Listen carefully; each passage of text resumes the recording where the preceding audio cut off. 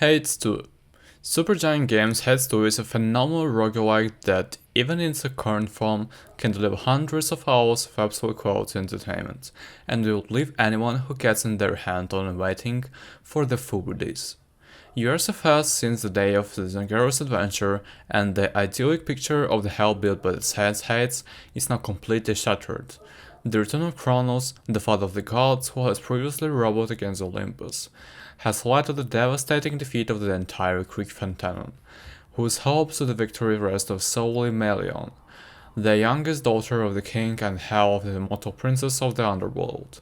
Hecate, the goddess of magic, miraculously rescued melinoe while she was in swaddling clothes and hid her in an area between Olympus and Tartarus, home to dozens of exiles, including the children of Nyx who had escaped the cataclysm. Here, trained by Hecate, the legendary hero Odysseus, Nemesis, the embodiment of vengeance, and other mythical beings, melinoe becomes the key to the crown secret and overthrow Kronos, the usurper she has hated all her life. On paper, the mission is apparent. By harnessing the immortality that pins to her afterlife, melinoe can repeatedly attempt to reach and destroy the Titan of Time, returning to the starting point stronger and better prepared than before. With this seemingly simple mechanic, a plot of narrative universe unfolds, significantly expanding a foundation first laid by Hades, involving dozens of characters, from mythical witches like Medea and Circe to figures like Icarus, Narcissus, and Heracles, and finally every god of the Greek pantheon and many of the most famous mythological monsters. In addition to being extraordinarily characterized, drawn, and voiced, all of these characters become the tiles of the narrative mosaic perfectly integrated into the game.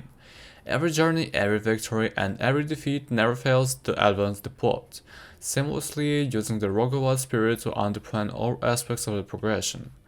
In keeping with the previous game, melinoe must just choose one of the mythological weapons to embark on the blood journey. Nevertheless, Super Games has considered all the major criticism and turned them into unexpected strange.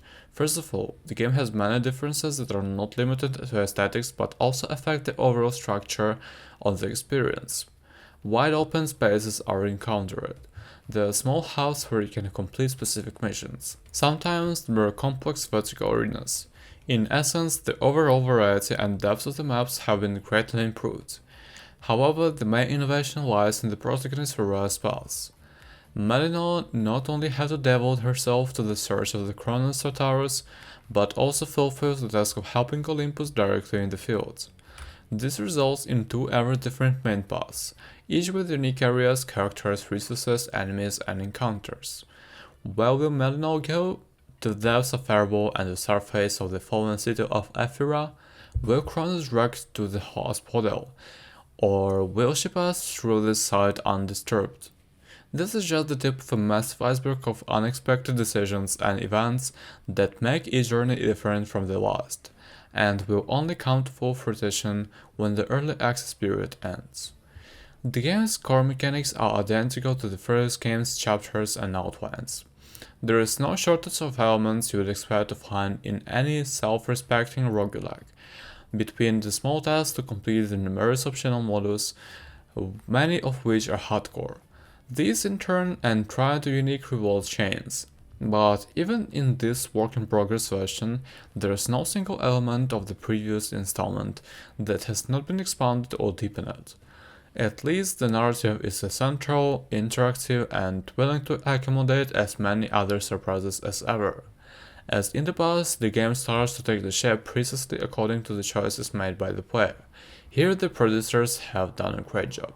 They crafted several new layers of depth by introducing 6 brand new weapons, each equipped with different variants, several paths that provide different aids in battle, a deck of tarot cards that significantly affect melinoe abilities, and several valuable tools for gathering resources along the way, which positively adds to many of the mechanics already encountered in the previous game.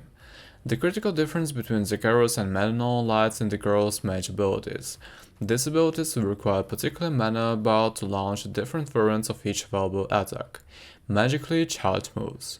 These include a magic circle that locks enemies in place, a running attack that blocks the enemy escape attempts by holding down, and a final ability that this time isn't tied to individual deities, but to interactions with the moon goddess Selene. The choice to separate melinoe's most potent attack from the list of elemental buffs has resulted in the inclusion of particular skill trees where a player can choose from many categories and slowly increase them a specific rare throughout each game session. At its core, the game remains an excellent procedural action-based mix of destroying hordes of enemies and facing bosses of increasingly difficulty, with the ultimate goal of completing the entire loop in one direction.